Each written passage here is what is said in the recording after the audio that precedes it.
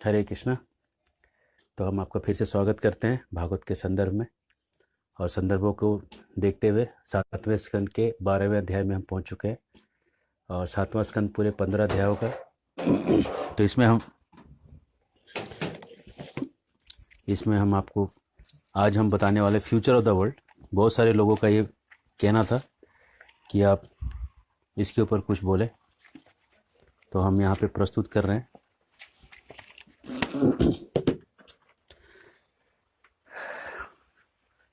इसके पहले अगर आपको वापस ये वीडियोस को देखना है तो आप ये वीडियोस को आप यूट्यूब पे जाके चैनल केशवानंद दास चैनल टाइप करिएगा और केशवानंद दास में टाइप कर दीजिएगा, तो वहाँ पे आपको आपको दिख जाएगा। सारे वीडियोस वहाँ मिल जाएंगे आपको।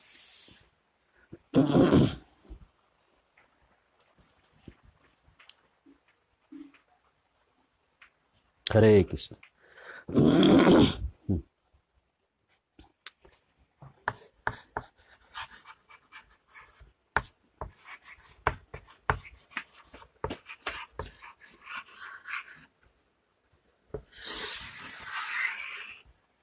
Future of the world. पहले वर्ल्ड की प्रेजेंट स्थिति देखते हैं, अभी क्या चल रहा है दुनिया में। हमने एक लेक्चर दिया है मॉडर्न इकोनॉमिक्स के ऊपर, आप उसको अगर देखेंगे तो वहाँ से ये लेक्चर का कंटिन्यूएशन है। आज का जो लेक्चर है उसको हम थोड़ा ब्रीफ में आपको 2-4 चीज़ें बताएंगे। 5000 साल पहले, 5000 वर्ष पूर्व सही है हाँ? 5000 साल पहले जो था ये मोनार्की थी, दुनिया में सम्राट हुआ करते थे। लेकिन धीरे धीरे सम्राटों का समय खत्म हुआ और करीब करीब 1500 साल पहले तक सम्राट हुआ करते थे। लेकिन पावर घट के घटता गया। तो जब ये साम्राज्य टूट गया, जब पूरे दुनिया का ये जो भारत था, अफ्रीका, ये जो पूरा महाद्वीप है, और इधर जो उत्तरी अमेरिका, दक्षिण अमेरिका जो है, मेरे नक्शे पे मत जाइए, मैंने बहुत फास्ट बनाया। ऐसे भारत का नक्शा बनाने का प्रैक्टिस था, लेकिन वर्ल्ड का नक्शा कोई बनाया नहीं। तो ये समझ लीजिए, तो ये जो पूरा शासन था यहाँ से चलता था पूरे वर्ल्ड का। 5000 साल, और 5000 साल पहले जो परीक्षित जब राजा थे, तो धरती जहाँ दक्षिणी ध्रुव से चिपकी हुई है, ये हमने आपको जम्बूद्वीप वाले मॉडल में समझाया था। वो जम्बूद्वीप में केवल एक पार्ट, कैसे दिखाएं, आप कैमरा नीचे कर देना, मैं इसको पहले बना लेता हूँ। हाँ, चेयर रख दो।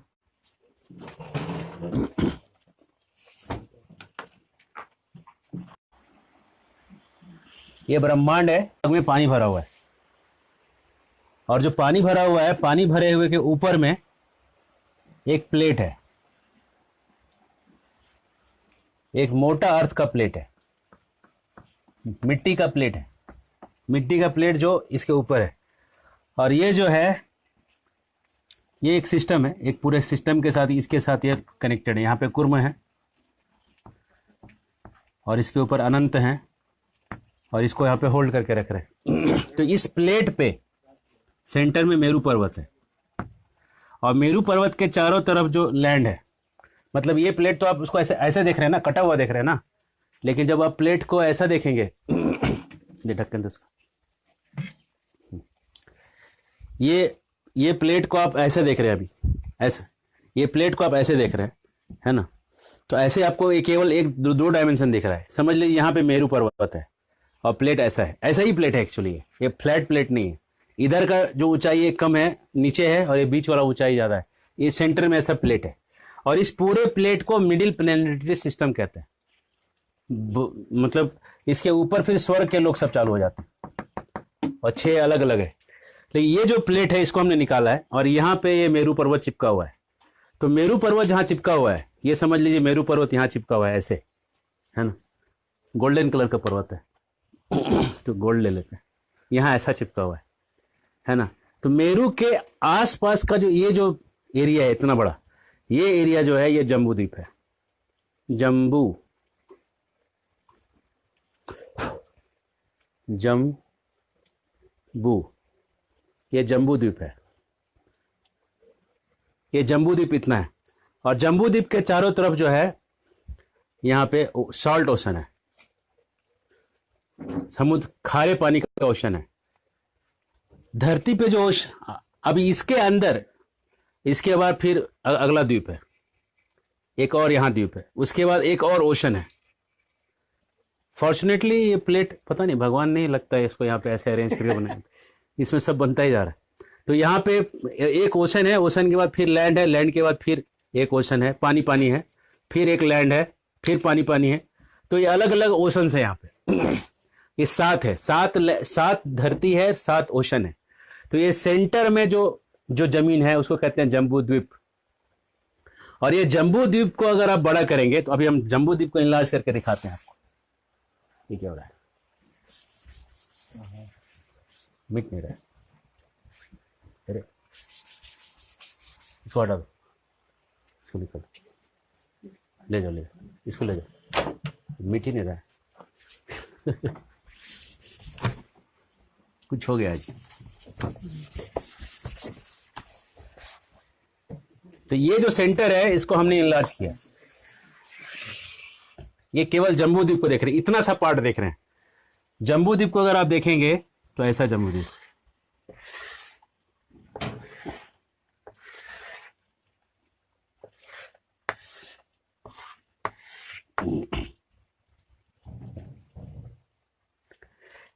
ये जो सर्कुलर लाइंस हैं ये पहाड़ों की श्रेणी है। एक पहाड़ है यहाँ पे, ये दूसरा पहाड़ है, ये तीसरा पहाड़ है। पहाड़ पहाड़ पहाड़ पहाड़ है और पहाड़ों से डिवाइड हो रहा है। बीच में यहाँ पे मेरू पर्वत है। ये जो सेंटर है, ये सेंटर इतना बड़ा बन गया है ना। और यहाँ पे ये जो एरिया है बीच में, इसको कहते हैं इलावृत वर्ष। और ये जो सबसे जो साउथ के इतना ये जो एरिया है इसको कहते हैं भारतवर्ष।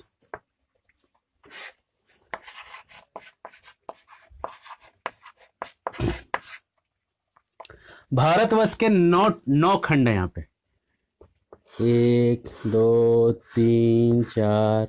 अब जगह खत्म हो गया इसका मतलब नहीं खंड खत्म हो जाएंगे, ऐसा समझ लीजिए। और कर देते हैं खंड, 1 2 3 4 5 6 7 8 9।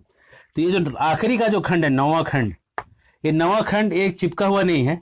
9वां खंड बेल के फल के जैसा यहाँ पे लगा हुआ है, एक छोटे से बॉल के जैसा, छोटा सा बॉल है ना। ठीक है, आप समझ लीजिए यहाँ पे एक ऐसा बॉल चिपका हुआ, और वो जो बॉल है ये धरती है। ये जो 9वां जो खंड है ये धरती है, जिस धरती पे हम लोग हैं। और धरती घूम रही है नहीं घूम रही है, इसके ऊपर हमने बहुत चर्चा किया है, और हम यहाँ पे दोबारा चर्चा नहीं करने जा रहे हैं। काफी बड़ा है, लेकिन समझिए ऐसा, ये बॉल यहाँ पे ऐसा चिपका हुआ है बेल के फल के जैसा, ये बॉल चिपका हुआ है। हरे कृष्ण।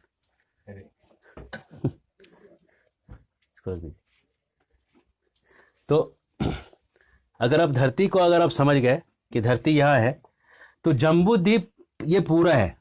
और परीक्षित राजा थे पूरे जम्बू द्वीप के, यहां से लेके यहां तक सबके राजा थे, यहां तक के राजा थे। केवल भारत धरती पे नहीं, भारतवर्ष पे ही नहीं, हरिवर्ष, इलावृत वर्ष, किमपुरुष वर्ष, भद्रवर्ष, ये जितने 9 वर्ष हैं यहाँ पे, 1 2 3 4 5 6 7 8 9, ये 9 के 9 वर्ष के राजा थे। तो जैसे जैसे टाइम आगे बढ़ा, लोगों की जो शक्ति है, राजाओं की शक्ति, वो घटने लगी। और उसके बाद धीरे धीरे धरती के राजा होने लगे। धरती के राजा जो होने लगे 1500 साल पहले तक हुए। 1500 साल के से लेके अभी तक को जो पीरियड है, उसमें धरती में कोई एक राजा भी नहीं रहा। अशोक और ये जो मगध के जो सम्राट थे, वो आखिरी सम्राट थे जो पूरे दुनिया के राजा थे। ये भागवतम का हिस्ट्री है, और हम यही हिस्ट्री को मानते हैं। के वेंकटचलम स्वामी करके हैं दक्षिण भारत के, उन्होंने एक पुस्तक लिखा है एज ऑफ महाभारत वॉर। और ऐसे ही 2-3 लोगों ने ऐसे किताबें लिखी जिन्होंने सिद्ध किया है कि कैसे ये जो भागवतम का जो हिस्ट्री लाइन है वो सही है। अंग्रेजों ने क्या किया, भागवतम की हिस्ट्री को लेके भागवतम में 2 चंद्रगुप्त मौर्य के बारे में बात किया गया।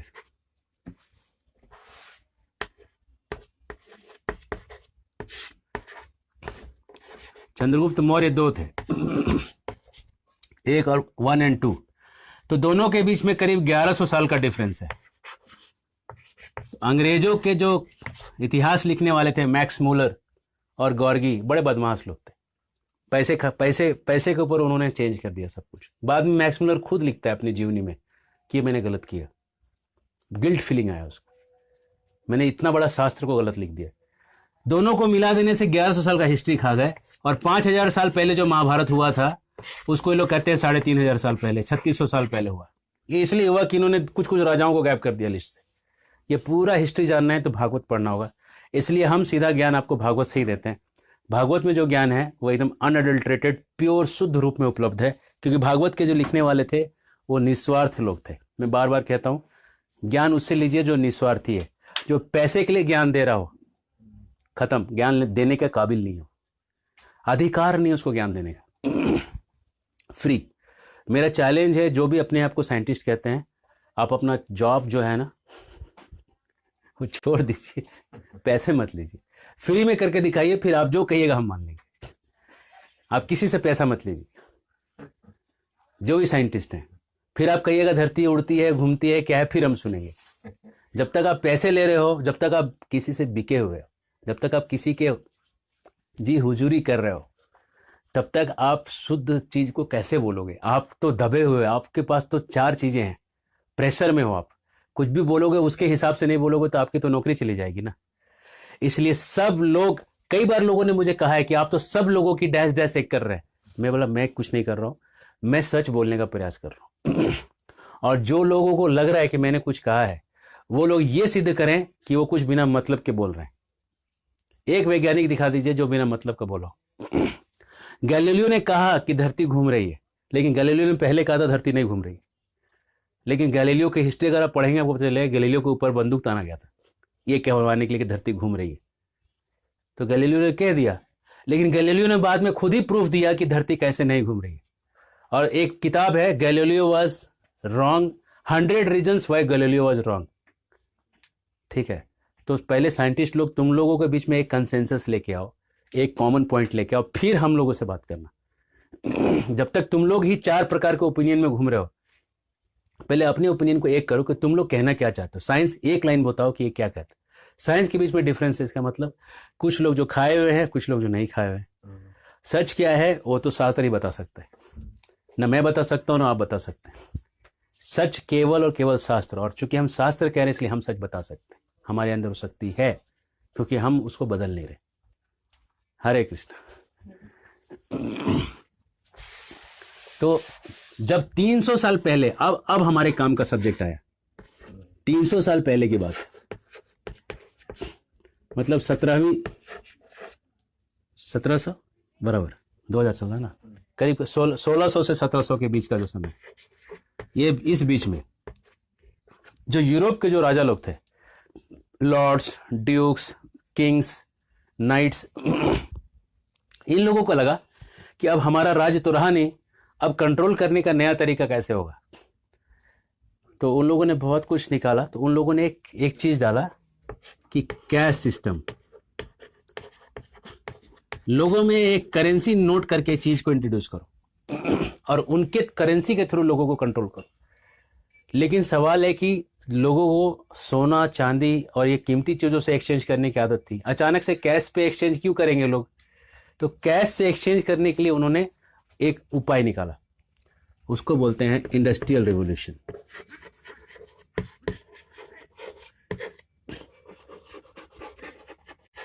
कहते हैं औद्योगिक क्रांति जो है, इंडस्ट्रियल रिवॉल्यूशन जो है, यूरोप में चालू हुआ। चलिए मान भी लेते हैं, हर जगह तो हम झगड़ा कर नहीं रहे, हम मान भी तो रहे। तो जब इसमें बोले क्या, इससे इसका क्या कनेक्शन है कनेक्शन है। देखिए कैसे, अब इन्होंने लाया सिलाई की मशीन, है ना, सिलाई की मशीन ले आए हो, है ना, ऐसा ही कुछ था सिलाई का मशीन। पीछे से गोल रहता है ना, सिलाई की मशीन ले आए। कुत्ते की पूछ ली। तो जब ये मशीन ले आए तो जो कपड़ा सीने की मशीन जब जिसके पास आ गया वो 10 आदमी का काम करने लगा मशीन। जब 10 आदमी काम कर 9 लोग बेरोजगार हो गए। तो बेरोजगारी बढ़ाया उन्होंने, क्योंकि कैश सिस्टम को डालने से बिना बेरोजगारी बढ़ाए काम करेगा ही। जब बेरोजगारी बढ़ गई, बेरोजगारी बढ़ी तो लोगों को झक मार के मशीनें हाथ लेनी पड़ी, क्योंकि बाकी जो बचे लोग थे कि हम भी बेरोजगार हो जाएंगे, नहीं तो मशीन लेना पड़ेगा। तो मशीन को सब लोग लेने लगे और मशीन के चलाने वाले जो मालिक थे वो उनको पेमेंट कैश में करते थे। यहां से प्रेशर क्रिएट हुआ कैश सिस्टम का। और दूसरा प्रेशर क्रिएट हुआ एक्चुअल गन से। उनको किसानों को जमीन से उठा के इंडस्ट्रीज में डाला गया। जो लोग नहीं मानते थे उनको गन पॉइंट पे मनवाया गया। कहत कबीर दुगो मुंगरा मंगावा, आज जो जैसे माने ओके वैसे मनावा। कबीरदास जी प्रचार करने का स्टाइल कैसा था? दुगो मुंगरा मंगा। मुंगरा होता है जो लड़ने के लिए होता है ना, पहलवान लोगों के पास प्रैक्टिस वैक्टिस करते हैं, डंबल बड़ा वाला। दुगो मुंगरा मंगावा, जो जैसे माने ओके वैसे मनावा। जे करके मारे की जरूरत पड़ी हो करके मारा। तो ये लोगों ने वैसे ही करके सिस्टम डाला। वो तो मजाक में कह रहे हैं, कबीरदास जी तो कभी मारे नहीं किसी को जिंदगी में, लेकिन बस कहने के लिए वो बस एक विनोद में कह रहे हैं, लेकिन इन लोगों ने सच में मारा लोगों को। और जब कैश सिस्टम डाल दिया ये राजाओं ने, तो कैश सिस्टम डालने के बाद अब चूंकि ये राजा छत्री जो थे शक्ति छोड़ के पैसे पे उतर गए, और पैसे में बनिए छत्रियों के बाप होते हैं। पैसे में उतर जाओगे तो बनिया बनिया ही रहेगा, वहां तो बनिया ही बॉस है। बनियों को अकल आ गया कि अरे ये कैश का सिस्टम नया आ गया है। बनियों ने क्या किया, इन्होंने दिमाग लगाया और इन्होंने डाला एक बहुत तूफानी चीज, जो कहते हैं बैंक। बैंक को खोला इन लोगों ने। और लोग इन्होंने क्या किया, बैंक को खोल के उन्होंने लोन देना चालू किया। अब मैं आपको एक सीधा सा सवाल करता हूं, समझ लो कि भारतीय रिजर्व बैंक ने 100 करोड़ रुपए छापे और उसने 100 करोड़ रुपए लोन पे दिया मार्केट में, और समझ लो 6% इंटरेस्ट रेट है। तो अब उसको 106 करोड़ रुपए उसको वापस चाहिए साल के बाद, है ना। ये 6 करोड़ रुपया जो है एक्स्ट्रा कहां से आएगा? जब 100 करोड़ ही छापे गए हैं टोटल नोट, तो 106 करोड़ रुपए रिटर्न कहां से आएंगे? 6 करोड़ एक्स्ट्रा आएगा कहां से? अब मैं बताऊं कहां से आएगा। 2 तरीके से आएगा, जो शरीफ लोग हैं और जो बदमाश लोग हैं। बदमाश लोग क्या करेंगे, शरीफों का गला दबा के पैसा छीन लेंगे और अपना अपना जो रिटर्न कर देंगे। और जो शरीफ लोग हैं, जब उनको रिटर्न करना होगा तो वो क्या करेंगे, वो अपने आत्महत्या कर लेंगे। उनके पास पैसा ही नहीं रिटर्न करने का। आत्महत्या करने का मेन कारण है बैंकों का होना। अगर बैंकों को हटा दिया जाए समाज से तो सारी आत्महत्याएं बंद हो जाएंगी, लोन मिलेगा ही नहीं, ठीक है ना। हाँ। हिटलर जब वर्ल्ड वॉर 2 किया था, उसके बाद उसने अपना खुद का नोट छापा था, और 2 साल में उसने वर्ल्ड वॉर 2 के बाद इकोनॉमी को न्यूट्रल पे ले आया था। 2 साल में वर्ल्ड वॉर के इतना खर्चा होने के बाद 2 साल में उसने न्यूट्रल कर लिया था। लेकिन उसके बाद एक ही एडवांटेज था, उसका खुद का नोट था। लेकिन हम जो नोट यूज कर रहे हैं वो सेंट्रल बैंक, रिजर्व बैंक के कंट्रोल में है, और रिजर्व बैंक भारत सरकार के पूर्ण कंट्रोल में नहीं रहता। रिजर्व बैंक जो कंट्रोल में रहता है वो इंटरनेशनल मॉनेटरी फंड, उनके कंट्रोल में रहता है। उसके हिसाब से इसको छापना पड़ता है, वो रुपया और डॉलर को मैच करना पड़ता है, और वो मैच करने का पावर उनके पास है। तो इसलिए वो पूरा बिका हुआ सब्जेक्ट है। और आप उसको अगर जानना चाहते हैं तो इकोनॉमिक, मॉडर्न इकोनॉमी वाला मेरा लेक्चर सुनिएगा, ज़्यादा डिटेल में मिलेगा। खैर, ये हो गया पास्ट, है ना। अब हमको फ्यूचर देखना है वर्ल्ड का।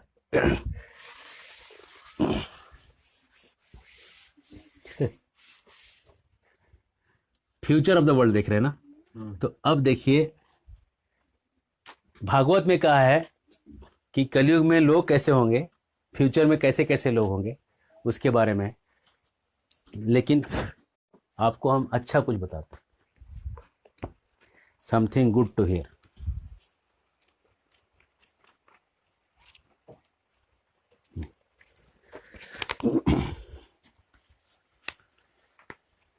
चलिए, अलग अलग धर्मों से थोड़ा चर्चा उठाते हैं, खाली हमारे सनातन धर्म का नहीं। ओल्ड टेस्टामेंट जो है ना, उसमें एक डिट्रोनोमी, ये ड्यूटेरो,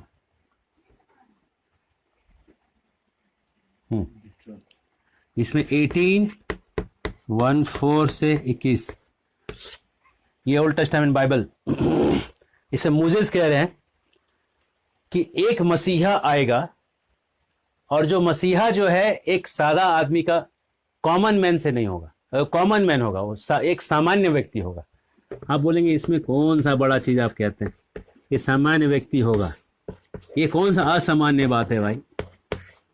सुनिए, ये कह रहा है मूसेस का प्रेडिक्शन है कि वो एक सामान्य व्यक्ति, तो इसका मतलब है अब उसके आगे जीसस आए, मोहम्मद आए, मेन यही लोग आए। जीसस जो थे वो वर्जिन मैरी से पैदा हुए, मतलब वो सामान्य व्यक्ति नहीं थे, सामान्य नॉर्मल बर्थ नहीं था उनका, ठीक है। तो इसमें से जीसस जो है कट गए। Jesus was not that messiah जो मूसेस बोल रहे हैं, ठीक है। अब जीसस आके जीसस प्रेडिक्ट करते हैं, वो कहते हैं, जीसस कहते हैं, अब जीसस का फोरकास्ट सुनिए। मूसेस के फोरकास्ट है जीसस इज नॉट देयर, अब जीसस भी आके फोरकास्ट करते हैं, वो सुनिए।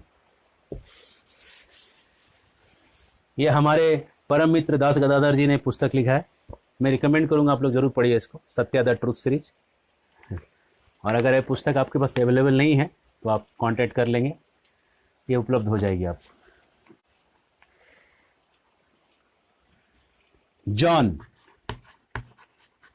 आप बोलेंगे कि आप इधर उधर भी पढ़ लेते हैं, हम नहीं पढ़ते हैं, बहुत लोग पढ़ के बैठे हैं, हम बस उसको कोट कर दे रहे हैं आपको।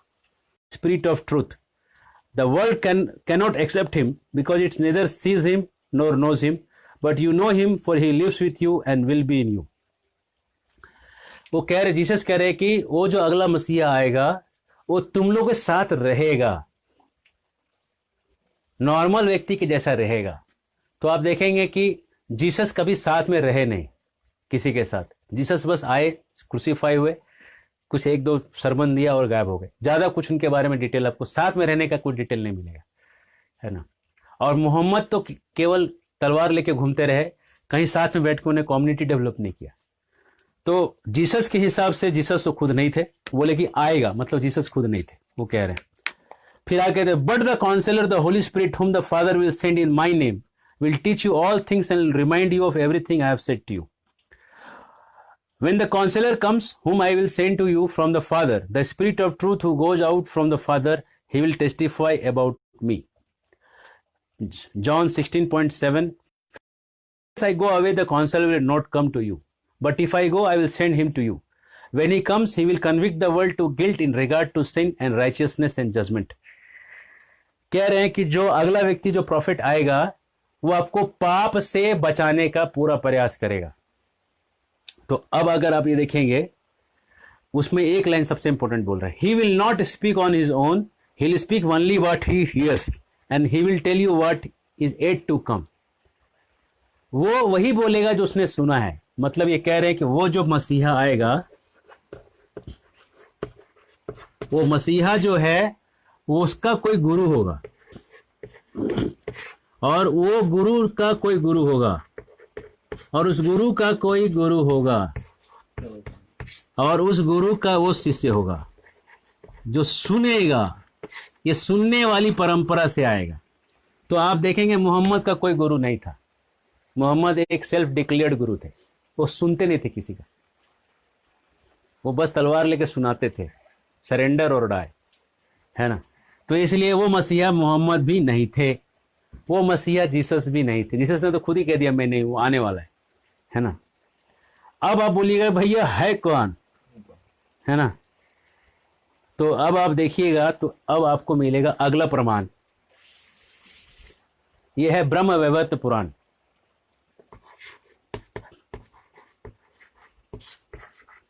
अब चूंकि हमारे पास सारे पुराण आ गए हैं, तो हम पुराणों से भी आपको कुछ बता देते हैं। ब्रह्म वैवर्त पुराण 129:49-51। गंगा देवी कह रही है, हे नाथ रमन श्रेष्ठ यसी गोलोक उत्तमम अस्मकाम का गति चत्र भविष्यति कलयुगे। कलयुग के लोगों का भविष्य बताइए। आप लोगों ने भविष्य पूछा था कई लोगों ने, तो मैं भविष्य बता रहा हूं। श्री भगवान उवाच, भगवान कहते हैं, काले पंच सहस्राणि वर्षाणि तिष्ठ भूतले पापानी पापिनो यंती तुभ्यम दस्यंती संतता, कि जब कलयुग में 5000 साल तक पापी लोग आके तुम में नहाएंगे, मतलब 5000 साल तक वो मसीहा आएगा नहीं। तो कलयुग के चालू होके अभी 5000 साल हो रहे, तो अभी तक मसीहा नहीं आया। मतलब इसमें मोसेस नहीं थे, जीसस नहीं थे, मोहम्मद नहीं थे, ये मसीहा तीनों भी नहीं थे। अब 5000 साल तो अभी हुआ है, अब के मसीहा कोई खोजने पड़ेंगे जो आज हैं। उसके बाद उस मसीहा का प्रेडिक्शन है कि हाँ, एबे नाम संकीर्तन खड़ा लैया अंतर असुर जीवेर फैलिबो कहिया, यदि पापी छठी धर्म दुरु देशे आए, मोरा सेनापति भक्त ऐबे तथाए। अगर कोई पापी भारत से भाग के अमेरिका चला जाके वहां पाप करे तो मेरा सेनापति भक्त अमेरिका जाके उसको भक्त बनाएगा। तो इसका मतलब की बात कर रहे हैं जीसस, मोहम्मद, जीसस, मोसेस और चैतन्य महाप्रभु, जो अपने देश को छोड़ के दूसरे देश में जाके वहां से पूरे प्रचार के कार्य को पूरे दुनिया में फैला देगा। ऐसे कोई प्रचारक की बात कर रहे हैं जो एक नॉर्मल माता पिता से जन्मा हुआ होगा और जो कोई खून खराबा नहीं करेगा, केवल प्रचार के माध्यम से सबको जोड़ेगा और जो गुरु परंपरा में आएगा। ये सब के सब क्राइटेरिया अगर आप फुलफिल करेंगे तो एक ही व्यक्ति में दिखेगा, और वो हैं श्रील प्रभुपाद, इस्कॉन के फाउंडर। इनके अंदर ही आपको सब के सब क्राइटेरिया दिखेगा ब्रह्म वैवर्त पुराण के। और जो जीसस ने प्रेडिक्ट किया, जो वो कोई और नहीं, वो भारत भूमि में जन्मे हुए अभय चरणारविंद भक्ति वेदांत स्वामी श्रील प्रभुपाद हैं, जिन्होंने इस संदेश को लेके पूरे दुनिया में फैलाया। अब आप सोचेंगे कि क्या प्रभुपाद के लाइफ से भी कुछ है ऐसा? एक बार उनको प्रभुपाद जब बड़े करीब यंग थे तो उनके एक गुरु भाई ने उनको पूछा कि दुनिया भर में ये हरि जो प्रचार है ये में, लेकिन करेगा कौन? तो प्रभुपाद कहते हैं, one fool will do it, some fool will do it one day. कोई मूर्ख इसको किसी दिन कर देगा। इस स्टेटमेंट को थोड़ा एनालाइज करिए। अगर आपको पता है कोई दूसरा करने वाला, आप उसको मूर्ख कैसे कहिएगा? कोई बड़ा आदमी है, मूर्ख मतलब आप खुद ही हैं, है ना? वो ह्यूमिलिटी का प्रतीक है ऐसा कहना।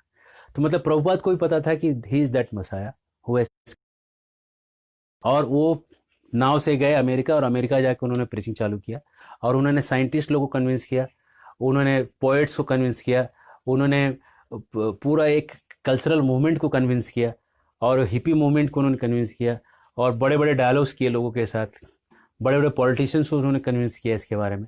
और पूरे दुनिया में घूम के उन्होंने पूरे दुनिया में 14 बार चक्कर लगा के अलग अलग सेक्ट के लोगों को कन्विंस ही करते रहे 12 साल तक, और कन्विंस करके उन्होंने एक इस्टेब्लिशमेंट इतना ठोक के कर दिया कि जान रहे, है ना? तो भविष्य अब देखते हैं कि इसके आगे का भविष्य जो है वो ऐसा है।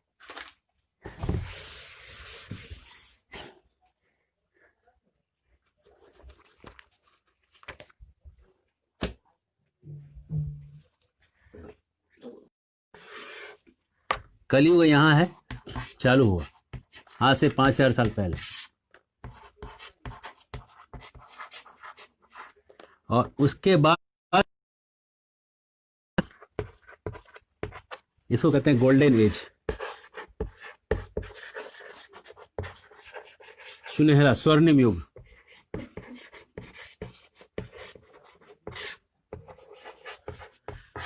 स्वर्णिम युग होगा, 10,000 साल तक ये सब चलेगा, गोल्डन एज। और 10,000 साल से लेके 4,32,000 साल तक कलयुग चलना है। और ये कलयुग 4,32,000 साल, और इसमें जब 5,000 साल आखिरी के जब इसमें कुछ साल बाकी रहेंगे, 5,000 नहीं, तब ये कल की अवतार आएंगे।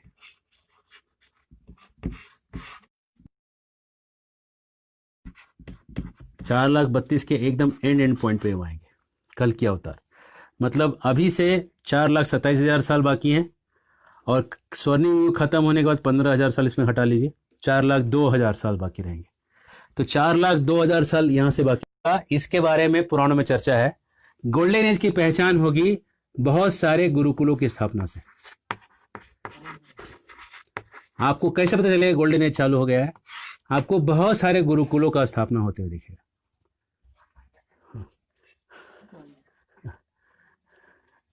वो गोल्डन एज के चालू होने की पहचान है। कुछ लोग कह रहे हैं राम मंदिर की स्थापना होगी वो भी हो रही है लेकिन गुरुकुलों की जो स्थापना है वो इसका मार्किंग पॉइंट होगा। जब आपको दिखने लगेगा कि गांव गांव में गुरुकुल खुलने लगे हैं, समझ लेना गोल्डन एज, स्वर्णिम युग चालू हुआ है। क्योंकि बच्चों को रिफॉर्म करेगा वो, और बच्चों को जब वो सब रिफॉर्म करेगा, क्योंकि बच्चों को कैसे सिखाते हैं एक बहुत बड़ा साइंस है। आज के बच्चे स्कूल में जाते हैं, किताब पढ़ना चालू कर देते हैं। ये गलत तरीका है पढ़ने का। हमने एनसीईआरटी के बहुत सारे लोगों से भी डिस्कस किया इसको, और उन लोगों ने भी माना इस चीज़ को कि तरीका जो है उसमें बदलाव की ज़रूरत है। हालांकि सरकार ने कुछ कदम उठाए हैं इस बार, लेकिन जो पहुंचाना है वहाँ 100% तो उसका 10% पहुंचा है, 90% अभी आगे और जाना है हमको। 5 से लेके 10 साल तक बच्चे को स्किल सिखाना होता है। स्किल्स में है खेती बाड़ी, गोपालन, है ना, उसके बाद कलरी, मार्शल आर्ट्स, कलरी पैटू, ये सब सिखाना बच्चों को। उसके बाद भाषा, एक गूगल के अनुसार बच्चे को आप 21 भाषा सिखा सकते हैं 1 साल के अंदर, बोलना सिखा सकते हैं, है ना। उसके बाद उसको तैरना आना चाहिए। उसके बाद अलग अलग खेल कूद सिखाइए। कलरी जो है मार्शल आर्ट का एक प्रकार है। ये सारे मार्शल आर्ट की जननी है कलरी। केरला में इसके सब मास्टर्स मिलते हैं और बहुत अच्छे। इस कलरी में केवल पीटना नहीं है, कलरी में 5 लेवल होते हैं। मेरे एक दोस्त है महावीर अन्ना, वो 5 लेवल क्लियर कर चुके हैं पूरा। तो वो बताते हैं कि 5वें लेवल पे आपको दबा दबा के ट्रीटमेंट करने होते हैं लोगों के। लोगों को ट्रीट करना आना चाहिए। ये कलरी का मतलब, ये भारतीय शैली जो है ना, केवल मारने के लिए, विध्वंसकारी नहीं, बचाने के लिए। तो कलरी बचाने के लिए भी यूज होता है, आदमी को ठीक करता है, पैरालिसिस वगैरह भी ठीक कर देता है। आयुर्वेद हो गया, जड़ी बूटी पहचानना हुआ, ये सारे स्किल हैं। जितना स्किल संगीत है ना, जितने स्किल है, रस्सी पे चढ़ना है, ये सब स्किल सीखना है 5 से 10 के बीच में। और फिर 10 से लेके आगे 14 तक उसको सीखना है। उसको एक्चुअल शिक्षा यहां से चालू कर, ये शिक्षा का समय है। और ये शिक्षा क्या होगा, जो स्किल्स है उसके आधार पे गुरु देखते हैं कि इसके अंदर क्या टेंडेंसी है। ब्राह्मण है, क्षत्रिय है, और ब्राह्मण ही है तो उसमें वो आयुर्वेद सीखने के जैसा टेंडेंसी है कि वो शस्त्र विद्या सिखाएगा, कौन सी विद्या में निपुण बनेगा। वो यहाँ से टेंडेंसी निकाल के उसको उस डायरेक्शन में, यहाँ पे मैथ सीखेगा, साइंस सीखेगा, एक्सपर्टी। और 14 के बाद वो बन जाएगा स्पेशलाइजेशन, केवल स्पेशलाइज कोर्स ही करेगा। 14 के बाद वो स्पेशलाइज कोर्स में घुस जाएगा, और 18 तक वो फुल्ली एक्सपर्ट हो जाएगा, फुल्ली एक्सपर्ट। इसके बाद उसको उस शास्त्र को खुद पढ़ के खुद उठाना है, प्रैक्टिस करके। जो गुरुकुल का एजुकेशन 18 में खत्म हो जा रहा है, उसके बाद वहां रहेगा। अब समझ लीजिए, अगर उसको डॉक्टर ही बनना है तो उसको जो पेड़ पौधे पहचानना है 10 साल तक कर लेना है, 10, और संस्कृत बोलना भी सीख लेना है। और 10 से 14 तक वो मैथ सीखेगा, साइंस सीखेगा, इसमें वो आयुर्वेद पढ़ना हल्का फुल्का चालू कर देगा। और 14 के बाद केवल आयुर्वेद पढ़ेगा 4 साल, 14, 15, 16, 17, 18, 5 साल केवल आयुर्वेद पढ़ेगा, फुल उसमें घुसेगा। उसके बाद 18 के बाद वो अपने गुरु के साथ कुछ दिन प्रैक्टिस करेगा, या घर जाके प्रैक्टिस करेगा। स्कूल का उसका काम खत्म हो गया। 18 में ओवर, डोकेला त्रास नको, no headache to your head, है ना। आजकल तो हेडेक इतना देते हैं लोग कि पैर में भी हेडेक हो जाता है मतलब हेडेक बढ़ के जो है आपके आंख में, कान में, और पूरे शरीर में आपका जो है बॉडी एक हो जाता है ना। तो ये बच्चे जो है ना, पढ़ते पढ़ते 40 साल तक पढ़ते रहते हैं। पढ़ने की उम्र नहीं है 40। 18 निकला, मैरिज किया, है ना, उसके बाद वो अपना आश्रम खोला, अपना कुछ जीवन पाया उतरा, और पूरा ज्ञान को लोगों को देना चालू कर दिया। प्रैक्टिकल लाइफ में घुस गया सीधा 18-19 तक आते आते। तो ये जो फ्यूचर है, ये अभी से लेके 10,000 साल तक का ये फ्यूचर है, बहुत ब्राइट फ्यूचर है। गुरुकुल्स में बच्चे पढ़ने लगेंगे और आगे जाके सब अपने अपने फील्ड में बहुत एक्सेल करेंगे। और ओरिजिनल शास्त्र को आप पढ़ेंगे। अष्टांग हृदय करके ग्रंथ है आयुर्वेद में, उदाहरण के तौर पे दे रहा हूँ। उसमें 8 जो उसका खंड है, उसमें केवल एक खंड का ट्रांसलेशन हमारे शिक्षा गुरु थे परम पूज्य श्याम वल्लभ प्रभु, उन्होंने किया हुआ है, जिन्होंने हमें भक्ति में भी लाया। आज वो नहीं है हमारे बीच, एक दुर्घटना में वो नहीं रहे, लेकिन उनकी यादें तो हमारे साथ हैं। और श्याम वल्लभ प्रभु जो हैं वो उन्होंने पहला जो ग्रंथ अनुवाद किया है, और ज़रूर आने के भविष्य वाले क्षेत्र में उनके आशीर्वाद से हमारे गुरुकुल के जो छात्र लोग हैं, जो आचार्य लोग हैं, उसको पूरा अनुवाद करेंगे। और पूरा अनुवाद करके उसमें ऐसे जो का सबका उसमें ट्रीटमेंट दिया हुआ है, असाध्य बीमारियों का ट्रीटमेंट, ये सब करेंगे। मैं तो कहता हूँ वो तो ठीक है, वो तो हम करेंगे, लेकिन अगर आप ऑर्गेनिक खाना खाएंगे, असली दूध पिएंगे, प्रकृति में रहेंगे, तो असाध्य बीमारियां कभी आएंगी नहीं। जो आएंगी वो साध्य होंगी, सब विद इन मैनेजेबल कंट्रोल होंगी। तो इसलिए आगे का फ्यूचर बहुत ब्राइट है, बहुत ही ब्राइट है। और जहाँ तक कब हो जाएगा ये 10,000 साल चालू, जब ये गुरुकुल फैलने लगेंगे उस दिन से 10,000 साल चालू हो जाएगा, है ना। लोग जो हैं एकदम खुशहाल हो जाएंगे, और सब जगह ये अपने से लोग खेती वेती करने लगेंगे, उगाने लगेंगे। बच्चों को 18 साल होते होते सारा एजुकेशन कंप्लीट हो जाएगा, जल्दी वो लाइफ में सेटल हो जाएंगे, और चरित्र का निर्माण वहाँ गुरुजी के साथ रह के हो जाएगा, और समाज को एक नई दिशा मिलेगी। तो पोस्ट कोरोना वर्ल्ड जो है बहुत ब्राइट है ना। जो भी होना है अंत में ये रिजल्ट आना है, शास्त्र का नियम है। अब मैं उसके अंदर डिटेल नहीं घुस सकता, क्योंकि बहुत ही कंट्रोवर्शियल है। अगर हम नाम लेके बोलने लगे कि कौन क्या कर रहा है दुनिया में और क्या हो रहा है, वो आप यूट्यूब में ऐसे भी बहुत देख सकते हैं जाके, उस जंजाल में हम अभी नहीं पढ़ सकते। लेकिन एंड रिजल्ट आपको बता रहे हैं, फ्यूचर इज ब्राइट, क्योंकि आपके साथ हैं हिज डिवाइन ग्रेस अभय चरणारविंद भक्ति वेदांत स्वामी प्रभुपाद के टीचिंग्स हैं, उनका आपको संग है प्राप्त है।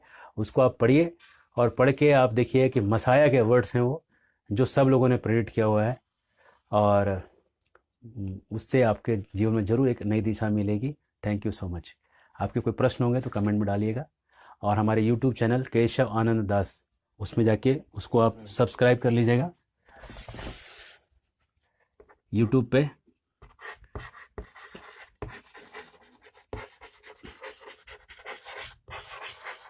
इसको एक साथ टाइप करेगा, एक वर्ड, और इसको एक वर्ड टाइप करेगा। इसको अगर बीच में आप ब्रेक कर दीजिएगा तो नहीं आएगा। इसको जाके सब्सक्राइब कर लीजिएगा यूट्यूब पे, और जो पेज है ट्रूथ फ्रॉम केशवानंद, उसको लाइक कर लीजिएगा, है ना, जिससे कि आप साथ में बने रहें। जय Srila Prabhupada. Thank you very much. Hare Krishna.